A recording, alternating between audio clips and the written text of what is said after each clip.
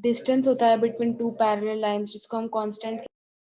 ठीक है, तो देखो एक्सियम और पोस्टुलेट दोनों ही यूनिवर्सल ट्रुथ होते हैं, देख सकते हो आप, एक्सियम और पोस्टुलेट दोनों ही यूनिवर्सल ट्रुथ के अंदर ही आ रहा है। ठीक है, तो ऐसा नहीं है कि एक हमेशा सही है दूसरा गलत है, ऐसा नहीं है, दोनों ही सही है। ठीक है, लेकिन एक्सियम क्या है, वो हर जगह एप्लीकेबल है। ठीक है, मैथ्स के हर ब्रांच में एप्लीकेबल है, पोस्टुलेट केवल ज्योमेट्री में। ये बेसिक डिफरेंस होता है, याद रहेगा ये। Yes sir. Yes sir. ना, तो यूक्लिड के जो एक्सियम्स हैं उसको हम लोग यहाँ पर अभी पढ़ते हैं। ठीक है, एक एक करके, बहुत ही सिंपल से हैं लेकिन आपको याद रखने हैं। इसी के बेसिस पर इस चैप्टर के जो क्वेश्चन आएंगे ना, वो आपको पता लग जाएगा किसी चैप्टर का है, और आपको इसी एक्सियम की हेल्प से ही उसको प्रूव करना है। ठीक है, तो ये पहला एक्सियम ऐसे होता है कि things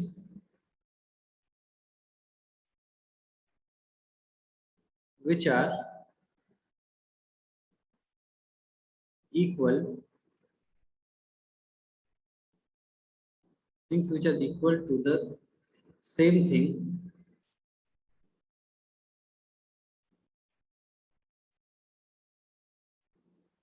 are equal to one another.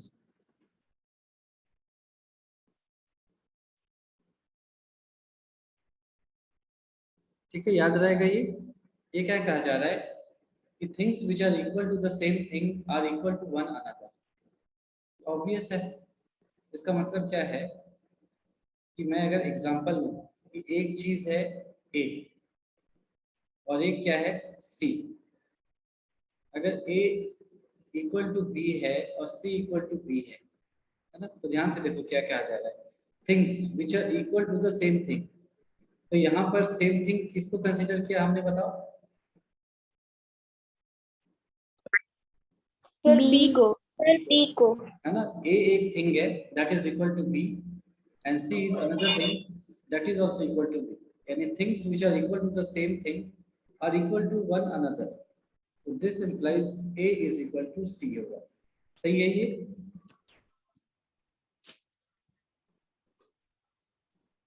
सही है, बताओ।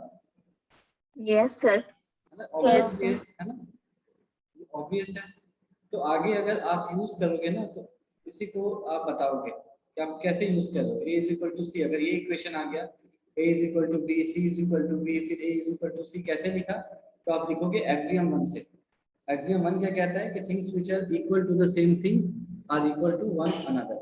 ठीक है, ये एक्सियम 1 है, और एक्सियम जैसे हैं तो हमको उसी नंबर के हिसाब से याद रखना है। ऐसा नहीं कि इसको हमने एक्सियम 5 बोल दिया और एक्सियम जो 4 यूक्लिड ने दिया था उसको एक्सियम 1 बोल दिया, ऐसा नहीं है।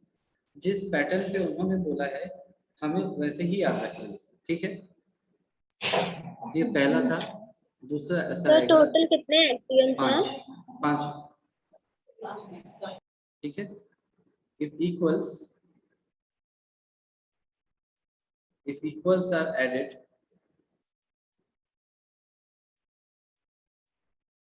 to the equals, if equals are added to the equals, है ना, यानी दो चीज इक्वल हैं और उनमें फिर से इक्वल चीजें हम ऐड कर रहे हैं, then the wholes are equal।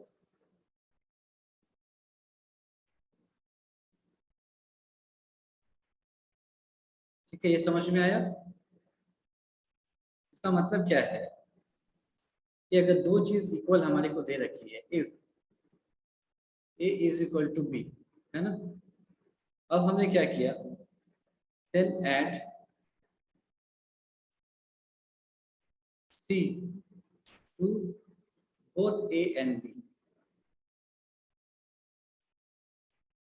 इससे क्या हो जाएगा, a plus C equal to B plus C, ऐसा होगा क्या, बताओ ऐसा होगा क्या। Yes sir. है ना, ये क्या, ये यहाँ पे क्या कहा जा रहा है उसको समझो।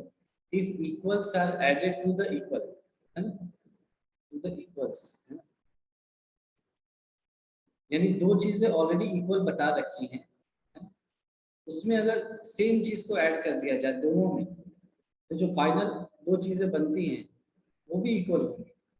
यानी कि a is equal to B दे रखा है, आपने किसी भी चीज को c को लिया, उसको a में भी ऐड कर दिया, उसको b में भी ऐड कर दिया, तो जो फाइनल होल बनेगा, जो होल्स बनेंगे दोनों तरफ, वो दोनों भी इक्वल होंगे, यही कहा जा रहा है। ठीक है, ये समझ में आ गया? Yes sir. Yes sir. ये बेसिक चीज है, ये तो आप समझ सकते हो खुद ही, ऐसी कोई बहुत बड़ी चीज नहीं है ना। तो अगर एडिशन में ऐसा हो रहा है तो सब्ट्रैक्शन में भी होगा ऐसा। अगर दो चीजें इक्वल हैं और दोनों में से हम सेम चीज सब्ट्रैक्ट करते हैं, तो जो रिमाइंडर बचेंगे वो भी इक्वल बचेंगे, है कि नहीं? Yes sir. तो ये उनका third axiom. If equals are subtracted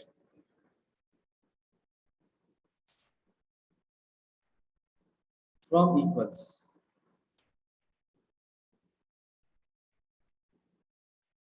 then the remainders are equal.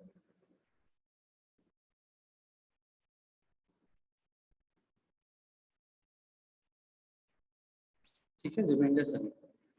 तो इसके लिए भी वही एग्जांपल ले लिया। Example, if a is equal to b, then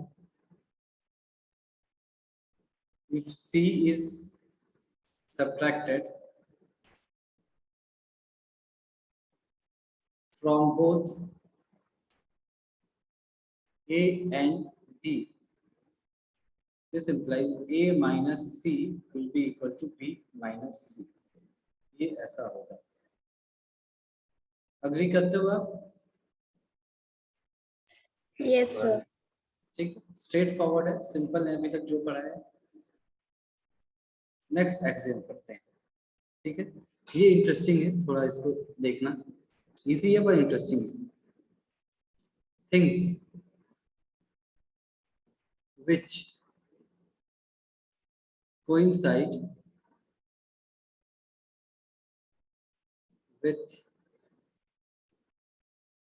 one another are equal to one another।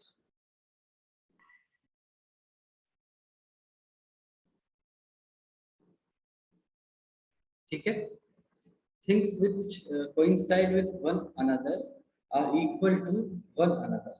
तो इसका एग्जांपल क्या हो सकता है? कुछ भी हो सकता है। जैसे मान लो मेरे पास एक ट्रायंगल एबीसी, ऐसा, और एक ट्रायंगल मैंने लिया डीईएफ, मान लो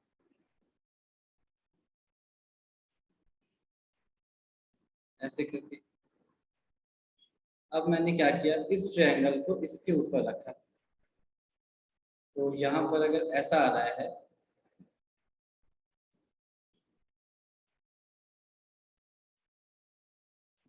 DEF,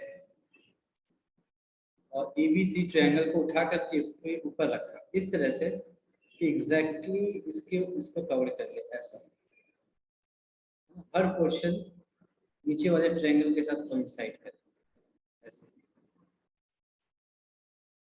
ये क्या हो जाएगा, ये भी हो जाएगा, ये E पॉइंट P हो जाएगा और F पॉइंट C हो जाएगा। तो हम कह सकते हैं कि ट्रायंगल ABC और DEF इक्वल है, कह सकते हैं। Yes sir. Yes sir. Triangle DEF are equal. ठीक है, सिंपल सी चीज है। इसी को आपने पढ़ा होगा मेरे ख्याल से, किसी और नाम से। ऐसी चीज पढ़ी है आपने मैथ्स में पहले कभी, कोइंसाइड वाली चीज जो बताया जा रहा है यहाँ? No sir. नहीं, मान नहीं सकते, पढ़ा होगा कभी ना कभी, किसी और सर नाम से पढ़ा है। कॉन्ग्रुएंस ट्रायंगल्स में पढ़ा था। हाँ, कॉन्ग्रुएंसी का मतलब यही होता है। क्लास 7th में पढ़े। कॉन्ग्रुएंसी का मतलब यही होता है, एक को दूसरे के ऊपर रख दिया, वो पूरी तरह से उसको सुपर इम्पोज कर ले, तब उनको हम कॉन्ग्रुएंट कहते हैं। इक्वल का मतलब कॉन्ग्रुएंट ही होता है। अच्छा, तो और क्या एग्जांपल हो सकता है? बहुत सारे एग्जांपल हो सकते हैं। हमने क्या किया, एक ऐसा एक लाइन लिया, मान लो एक लिया P, इसको माना Q, इसको माना R, ठीक है। इस लाइन को मैंने यहाँ रखा PR, ठीक है। अब मैंने PQ को उठाया, PQ को उठाया, सॉरी इसका नाम R, PQ को उठाया तो Q कहीं यहाँ पर आएगा, है ना। और फिर QR को उठाया तो QR ये वाला क्वेश्चन हो जाएगा। तो इससे मैं ये कह सकता हूँ क्या कि PQ plus QR is equal to PR, ये कह सकता हूँ क्या? Yes, sir. कह सकते, लेकिन इसको मैंने किया कैसे, है ना। इसको मैंने नॉर्मल मैथ से नहीं किया, मैंने ये माना कि मैंने दो लेंथ, इक्वल लेंथ के दो लाइन बनाए, PQ को ऐसे रखा था मैंने, सॉरी PR को रखा था, फिर PQ को काटा कहीं से, उसको इस पे रख दिया, फिर QR को काट करके ये PQ है, ये QR है, इसको काट करके यहाँ पर रख दिया, तो ये दोनों बिल्कुल इसके ऊपर आ जाएंगे, ठीक है। तो इस आधार पर मैंने कहा कि PQ is equal to QR, ठीक है। तो इसको हम यूज करते हैं कई बार मैथ्स में। अगर आप क्वेश्चन दे दिया जाए कि PQ is equal to QR, और मतलब ऐसे आपको अगर एग्जाम में क्वेश्चन आ जाए कि PR एक लाइन है और Q एक पॉइंट है PR पर, है ना। PR एक लाइन है और Q is a point on PR, then prove that PQ is equal to QR is equal to PR। ये आपको प्रूफ करनी अगर आ जाए एग्जाम में यही चीज, तो आप बताओगे कि आप एक्सियम कोड से इसको प्रूफ कर रहे हो, ठीक है। मतलब एक को सुपर इम्पोज करो दूसरे पर, ठीक है, याद रहेगा। Yes sir. वैसे Yes, sir. है ना। वैसे और भी एक एग्जांपल देख सकते हैं कि जैसे एक ट्रायंगल है, सॉरी एक एंगल है ABC ऐसा, तो मैं कह सकता हूं कि angle ABC coincides with angle CBA, कह सकता हूं क्या। एंगल ABC को अगर पकड़ा, इसको इमेजिन करो कि दो चीजें हैं, दो पार्ट्स में इसको बांट दिया गया है, ऐसा दो चीजें आप ले आए, ABC ऐसे ले आए और आप CBA ऐसे ले आए, है ना, और एक के ऊपर रखा, एक को दूसरे के ऊपर रखा, तो कोइंसाइड कर जाएंगे दोनों, ठीक है। Yes, sir. इसका मतलब है कि आप कह सकते हो कि angle ABC is equal to angle CBA होगा, कह सकते हो, ठीक है। Yes, sir. तो अब तक आप जो इसको हम लोग इंट्यूटिवली मतलब बिना किसी सोच के इसको यूज करते थे कि angle ABC is equal to angle CBA, तो यहाँ पर आप थोड़ा सा देख सकते हो कि कैसे इसको प्रूफ भी किया जा सकता है।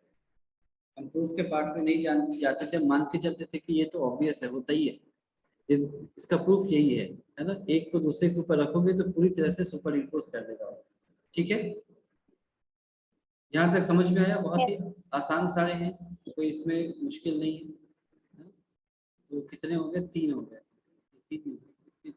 4 हो गए। अच्छा मैंने ये एक्सियम का शायद ये बोल दिया था कि 5 एक्सियम है, 5 से 7 एक्सियम होते हैं, पोस्टुलेट्स 5 होते हैं, तो उल्टा बोल दिया था, पोस्टुलेट्स 5 होते हैं, एक्सियम 7 होते हैं, ठीक है, पर बहुत ही सिंपल से होते हैं। तो पांचवा क्या कहता है, the whole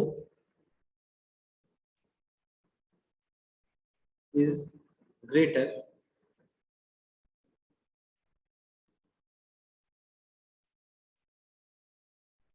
the whole is greater than the part। अब याद रखना कि हम सिर्फ ज्योमेट्री की हेल्प से ही सब कुछ प्रूफ करेंगे, है ना, ज्योमेट्री की हेल्प से ही प्रूफ करेंगे। तो हमने क्या किया, इसको कैसे प्रूफ किया, कि हमने एक रेक्टेंगल ले लिया, मान लो ऐसे ABCD एक रेक्टेंगल, और एक और रेक्टेंगल ले लिया हमने ऐसे, इसको इसको मान लिया, कुछ भी मान लिया, x मान लिया, y मान लिया, z मान लिया। तो लेट अस कंसीडर, ये एग्जांपल है इसमें, लेट अस कंसीडर, हाँ मनीष बोलो। गलती से ठीक, let us consider to rectangles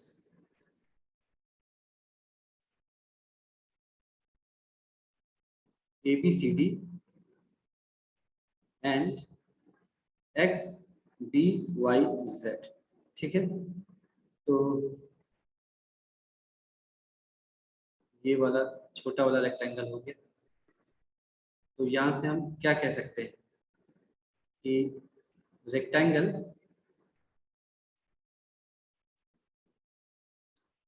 x b y z is a part of rectangle ABCD। ठीक है, यहाँ तक? Yes sir. यहाँ तक समझ में आया ना क्या हमने एग्जांपल दिया और कैसे किया? दो रेक्टेंगल लिया, एक ABCD है Yes. और उसके अंदर x b z y है। तो यहाँ से मैं ये कह सकता हूँ क्या, रेक्टेंगल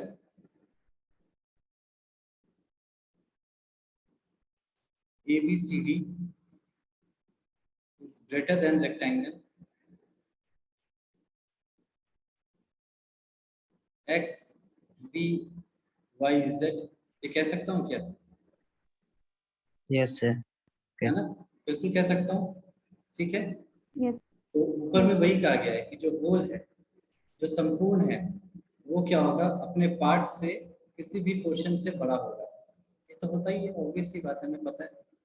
ठीक है, इसको सिर्फ ज्योमेट्रिकली दिखाना है, तो ज्योमेट्रिकली दिखा दिया और समझ भी लिया। तो ठीक है, ये भी समझ में आ गया आपको? Yes. Yes. है ना? तो 6th और 7th भी वैसे ही हैं जैसे आपने अभी तक देखे, बहुत ही सिंपल, कुछ भी नहीं है उसमें। ये कहता है कि things which are double of the same thing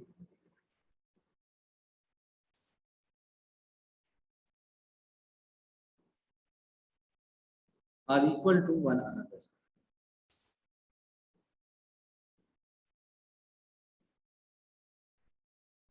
ठीक है, तो पहला वाला क्या कह रहा था, पहला इसका एक्सियम क्या था यूक्लिड का, कि things which are equal to the same thing are equal to one another. यहाँ पे ये कह रहा है कि मान लो एक चीज है A, है ना, and double of the same thing, यानी कि वो डबल है किसी चीज का, यानी एक चीज A है और दूसरा मान लिया C है, and they both are double of the same thing B। तो this implies A is equal to C। वो कुछ ऐसा कह रहा है, ये तो होगा ना, इसमें डाउट है? No sir, doubt नहीं है। ठीक है, things which are double of the same thing are equal to one another. Same thing क्या हो गया, बी, यहाँ पर सेम थिंग का डबल ए भी है, सेम थिंग का डबल सी भी है, तो वो आपस में भी इक्वल होंगे। सही। अब इसका हाफ के लिए भी ये रूल एप्लीकेबल है, अगर डबल पे एप्लीकेबल है तो हाफ के लिए भी एप्लीकेबल होगा। तो यही एक्सियम 7 और लास्ट है ना। ये क्या है कि things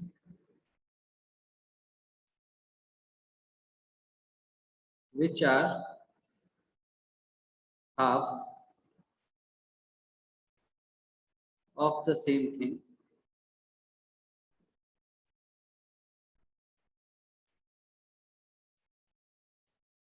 are equal to one another। ठीक है, तो इसका एग्जांपल क्या हो जाएगा कि एक चीज है A that is equal to half of B, और दूसरी एक चीज है C, वो भी क्या है, हाफ ऑफ B है। तो इससे मैंने फिर ये बताया कि A is equal to C। Agree कर रहे हो आप इसके लिए भी? बताओ। Yes sir.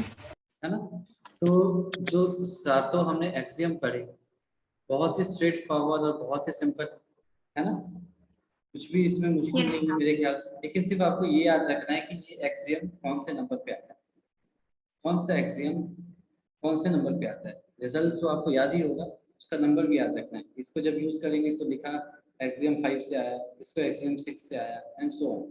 ठीक है, तो ये सीरीज वाइज रहता है। हाँ ये सीरीज वाइज है, जैसे जैसे उन्होंने खोजा वैसे वैसे उन्होंने लिखा। ठीक है, तो इसीलिए हमने भी ऐसे लिखा। ठीक है, हालांकि बहुत ज़्यादा इम्पोर्टेंट नहीं है, बहुत जगह नहीं पूछा जाएगा, लेकिन आप 9th में हो तो 9th के एग्जाम में पूछा जाएगा, इसीलिए आप इसको याद रख लेना। 1 से 7 सिंपल, इसमें याद रखने में कुछ आपको समय भी नहीं लगेगा। तो इसके बाद 5 पॉस्टुलेट्स आते हैं, 5 postulates of Euclid।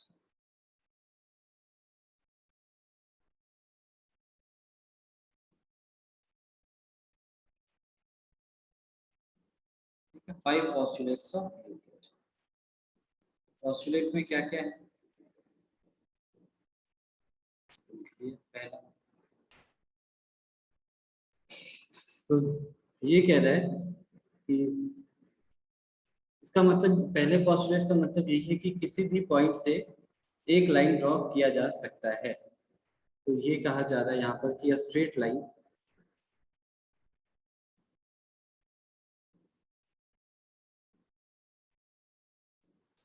may be drawn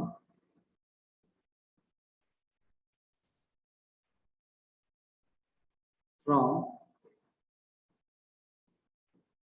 any one point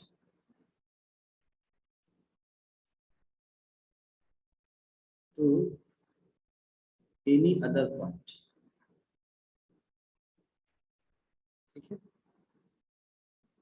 समझ में ये क्या कह रहा है कि a straight line Yes, sir.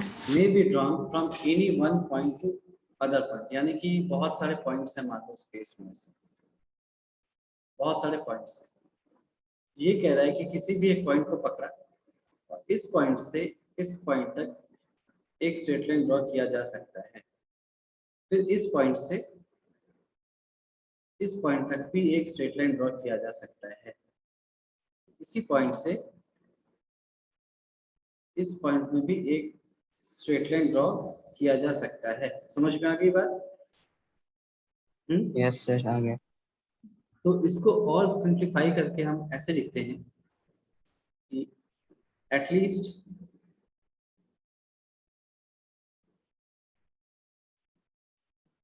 One straight line, या चलो इसको भी छोड़ दिया, एटलीस्ट वन स्ट्रेट लाइन छोड़ करके एक दूसरी चीज में बता दूं कि ये तो समझ में आ गया ना, ये पोस्टुलेट क्या कह रहा है कि एक पॉइंट से किसी भी पॉइंट पर एक स्ट्रेट लाइन ड्रॉ किया जा सकता है। तो एक पॉइंट से कितने स्ट्रेट लाइन ड्रॉ किए जा सकते हैं ये बताओ? Sir infinite. ठीक है, एक पॉइंट Infinite, से sir। Infinite straight line draw किए जा सकते हैं। अगर मैं केवल एक पॉइंट की बात करूं तो अब इससे एक एक्सियम हम ड्रॉ करते हैं, है ना। इस पोस्टुलेट से एक एक्सियम निकल कर आती है, तो लिख लिया we conclude an axiom from this postulate. इस एक्सियम से हमने क्या किया, एक पोस्टुलेट को कंक्लूड किया। ठीक है, वो एक्सियम क्या है वो बताते हैं। तो एक्सियम क्या है जो आपको पता ही होगा शायद, पर वो आता कहाँ से ये नहीं पता होगा। इसको ये है कि given two distinct points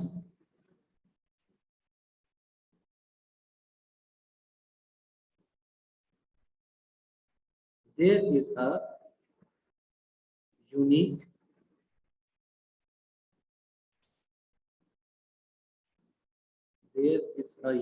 line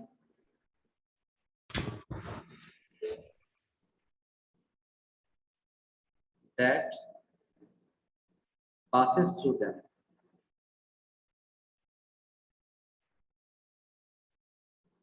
ये क्या कह रहा है देखो, ये आपने शायद पढ़ा ही होगा, पर जैसे क्या है कि यहाँ पर एक पॉइंट है ना, यहाँ पर दूसरा पॉइंट है, तो इस पॉइंट से आप कितने सारे लाइन ड्रॉ कर सकते हो?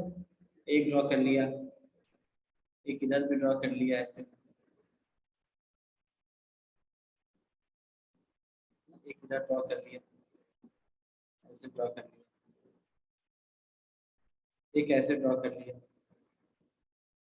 सिमिलरली यहाँ से भी कई सारे लाइन ड्रॉ कर सकते हैं, इस पॉइंट से भी कई सारे लाइंस।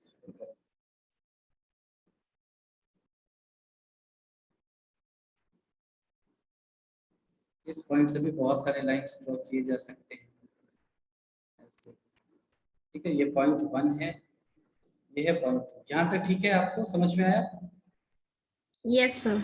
लेकिन अगर मैं ये कहूँ ऐसा कि इन्हीं दो पॉइंट्स को ज्वाइन कर लो, तब कितने लाइन बनाए जा सकते हैं? कितने सारे लाइन? Sir only one. हाँ, तो यहाँ से यही बात आती है कि यहाँ से केवल एक ही लाइन आ सकती है।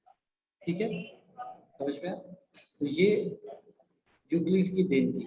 आपको कहीं पर भी यूज करना है कि दो गिवन पॉइंट से केवल एक ही लाइन ड्रॉ हो सकती है, तो आप क्या बताओगे कहाँ से आया है? ये यूक्लिड के पहले पोस्टुलेट से आया है ना, कि गिवन 2 पॉइंट से। हाँ बोलो। सर स्क्रीन थोड़ा सा नीचे स्क्रॉल कर दीजिए, लिख रहे वो। चलो मैं वैसे इसकी सर पीडीएफ तुमको भेज दूंगा कुछ दिनों में, जब भी खत्म हो जाए चैप्टर, क्योंकि इसमें बहुत ज़्यादा लिखवाऊंगा मैं, बहुत ज़्यादा मतलब काफ़ी तो लिख ही दिया, थोड़ा बहुत ही है लेकिन काफ़ी कुछ है लिखने को इसमें। ठीक है, तो इसका पीडीएफ मैं अपलोड कर दूंगा कुछ दिनों में। तो ये पॉइंट समझ में आ गई ना सभी को, जो बात बोली यहाँ पर?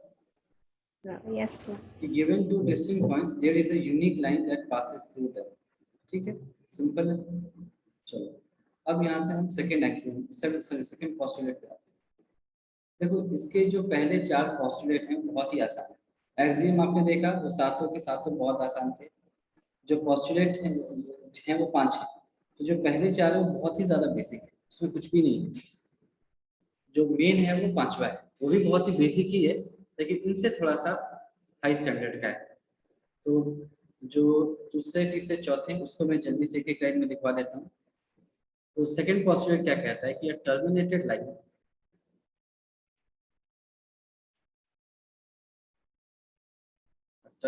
line can be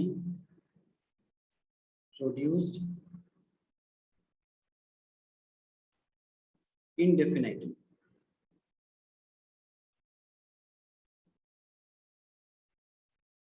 in both directions।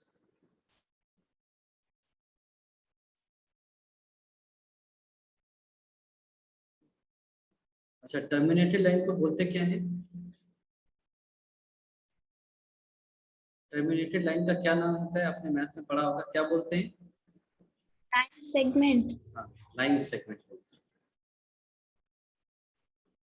हैं। टर्मिनेटेड का मतलब क्या हो गया? खत्म हो गया, रुक गया। तो लाइन सेगमेंट बोलते हैं टर्मिनेटेड लाइन।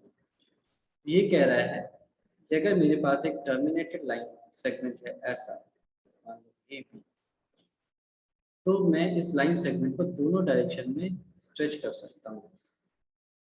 कहाँ तक? इन्फिनिटी तक। तो आपको पता ही है कि एक लाइन कहाँ से कहाँ तक जाती है, माइनस इन्फिनिटी से प्लस इन्फिनिटी तक जाती है, उसका कोई लेंथ नहीं होता है ना। जिसका लेंथ होता है उसको तो हम लाइन सेगमेंट बोलते हैं। तो लाइन सेगमेंट को तो हम स्ट्रेच कर ही सकते हैं ना दोनों साइड में। बताओ, इसमें तो कोई ऐसी बड़ी बात नहीं है। तीसरा देखो, तीसरा है कि a circle can be drawn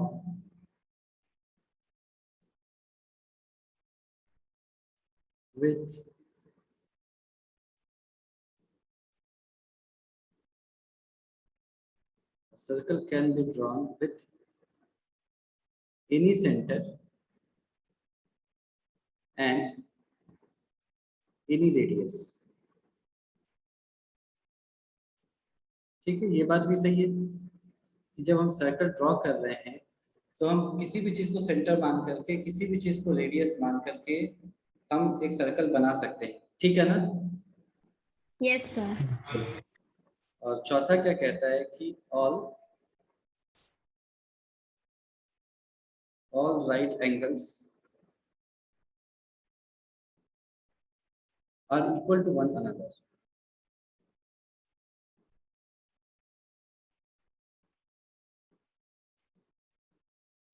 ये भी ऑब्वियस है। यहाँ पर देखो ये राइट ट्रायंगल्स की बात नहीं कर रहा, सिर्फ राइट एंगल की बात कर रहा है। यानी कि ये राइट एंगल के लिए ऐसा है ना, एंगल तो यही है। दूसरा मान लो आपने ऐसा बना दिया, उससे कोई फर्क नहीं पड़ेगा। ये एंगल जो है ये हमेशा 90 डिग्री ही रहेगा, है ना। आप अगर एक ट्रायंगल में बना रहे हो राइट एंगल, तो उस ट्रायंगल की जो साइज है, जो उसका लेंथ है, वो अलग अलग, उससे फर्क नहीं पड़ता। पर राइट एंगल जो है हमेशा सेम रहेगा, हमेशा 90 डिग्री ही रहेगा। यहाँ तक ठीक है? Yes sir. तो कल मैं 5th पॉइंट स्टार्ट करूँगा। 5th पॉइंट, उसके लिए जगह छोड़ देता हूँ। 5th point